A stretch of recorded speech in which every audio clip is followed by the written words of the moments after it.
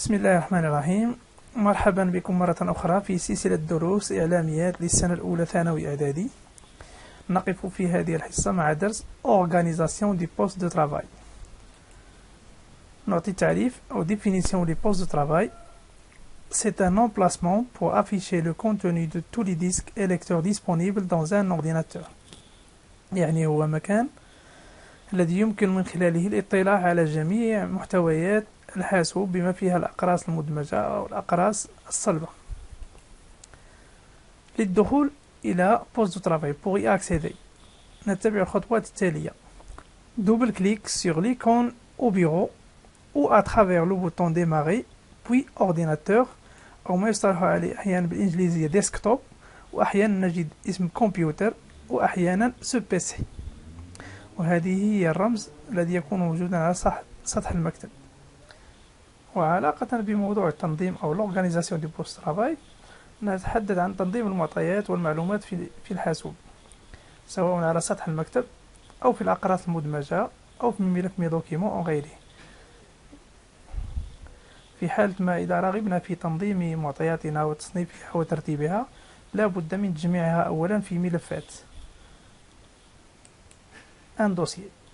تعريف ملف c'est un endroit créé sur un disque pour stocker des données. هو مكان أو حيز يكون في منطقة معينة من القرص الصلب الحاسوب بغية الحفظ أو تخزين معلومات أو معطيات، سواء كانت هذه المعطيات عبارة عن مكتوبة وثائق مكتوبة أو صور أو صوتيات أو فيديو. Création d'un dossier. إنشاء ملف. إذا أردنا الحصول على ملف جديد pour créer un nouveau dossier on doit suivre les conditions ou les étapes suivantes. نتبع المراحل التالية. Clique bouton droit dans un emplacement, choisir la commande nouveau, puis dossier et taper un nom. يعني ننقر بالزر الأيمن للفأرة في أي مكان في سطح المكتب أو أي مكان آخر. بعد ذلك نختار في القائمة التي تبدو لنا الاختيار نوفو، ثم بعده دوسيي ونختار له اسما، نكتب له اسما. إذا تطبيقا لهذه العملية نقوم بما يلي. نختار هذا الفضاء، نضغط بزر الأيمن للفأرة هذه الاختيارات أو هذه القائمة مني كونتكستيال، نختار منها نوفو، وبعد نوفو مباشرة نقرأ على دوسي، وها هو الملف لدينا في هذه الواجهة. Opération sur dossier. من بين العمليات التي يمكن القيام بها على ملف أو مجموعة من الملفات نجد أولا رونومي، إعادة التسمية. إذا أردنا تغيير اسم لملف نقوم بما يلي. Clique bouton droit sur le dossier, choisir la commande renommée et taper le nouveau nom. نقوم بهذا الإجراء عمليا. نأخذ نفس الملف الذي أنشأناه منذ قليل، ويأخذ كل ملف يأخذ اسم نوفو دوسيي بطريقة افتراضية. إذا نضغط بزر الأيمن للفأرة على الملف نفسه ونختار هذه المرة لا كوموند أو قائمة من القائمة غونومي. يبدو الاسم محددا سيليكسيوني ونكتب ما نريد. الاسم الجديد مثلا نختار كلمة دروس هكذا. dupliquer يعني أن ننشئ نسخة من ملف. créer une copie avec la souris بواسطة الفأرة يمكن القيام بما يلي. clique bouton droit sur le dossier, choisir la commande copier et dans un autre endroit on fait un clic bouton droit et on choisit la commande coller. يعني ننقر على نفس الملف بالفأرة بزر الأيمن للفأرة ونختار اختيار كوبي، ثم ننتقل إلى المكان الثاني الذي نود إنشاء النسخة فيه وننقر بزر الفأرة الأيمن دائما ونختار هذه المرة كولي، وبذلك نكون قد حصلنا على نسخة للملف. نقوم بالعملية على هذا الملف.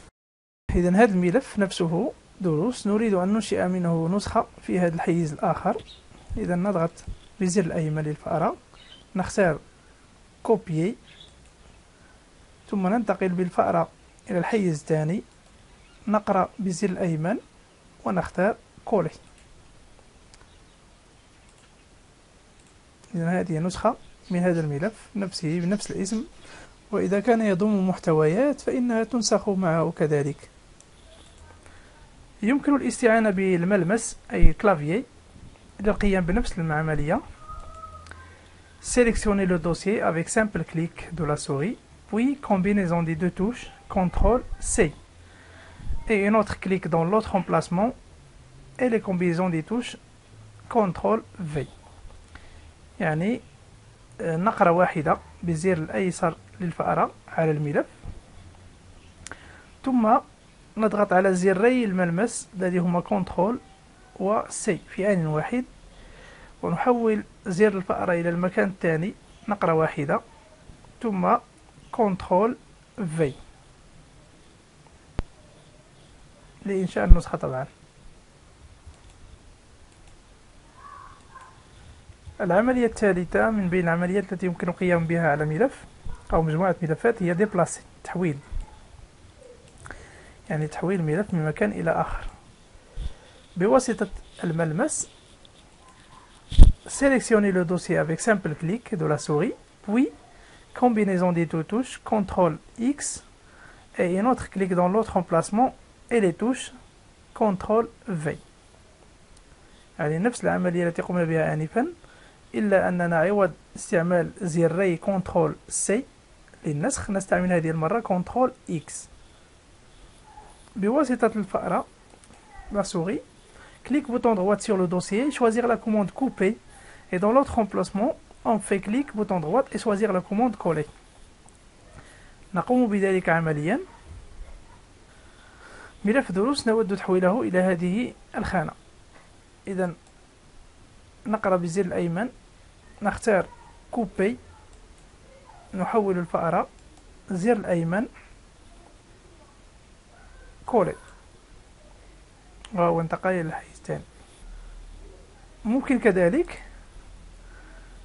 كليك جليسي avec le bouton droit vers l'emplacement désiré لنرى عمليا بواسطة الفأرة، يعني ننقر عليه بالزر الأيسر ونحوله إلى المكان المطلوب. العملية الرابعة والأخيرة supprimer، حذف ملف من مكانه إلى سلة المهملات بواسطة الفأرة avec la souris. Clique bouton droit sur le dossier, choisir la commande supprimer, et si une boîte de dialogue s'affiche on valide par oui ou OK. وهذا الأمر الأخير مطروح بالنسبة لويندوز 7 وويندوز إكس بي. أما النسخ الحديثة لويندوز فإنه يحذف مباشرة بعد القيام بهذه العملية. نقوم بذلك.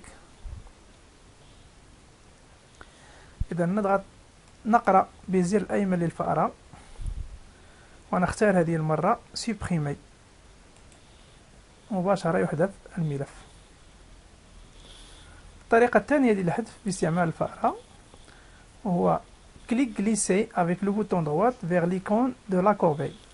نرى هذا الأمر عمليا. هذا هو الملف، هذه هي سلة المهملات. إذا ندفعه مباشرة بهذا الشكل، وها هو قد حذف.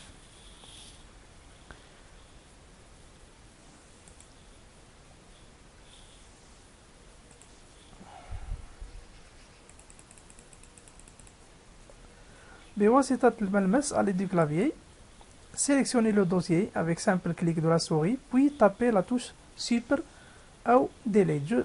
يعني تحديده أو نقرة بسيطة بالزر الأيسر للفأرة على الملف، ثم نضغط على زر Supprimer الموجود في الملمس ويحذف مباشرة. ملاحظتان في نهاية الدرس. الملاحظة الأولى il n'y a pas que ces méthodes pour effectuer ces tâches، يعني أن هناك طرق أخرى للقيام بهذه العمليات الأربعة على الملفات. الملاحظة الثانية on peut récupérer le dossier des éléments supprimés tant qu'ils sont toujours dans la corbeille. الملفات التي حذفناها أو العناصر أو الوثائق التي حذفناها وهي مؤقتا في سلة المهملات يمكن استرجاعها ما دامت هناك. وإليكم هذا المثال. نختار ملف، نحذفه، ثم نرغب في استرجاعه، نضغط بالزر الأيمن للفأرة على سلة مهملات ونختار فتح، ثم نضغط عليه بالزر الأيمن ونضع ريستوري يعود إلى مكانه.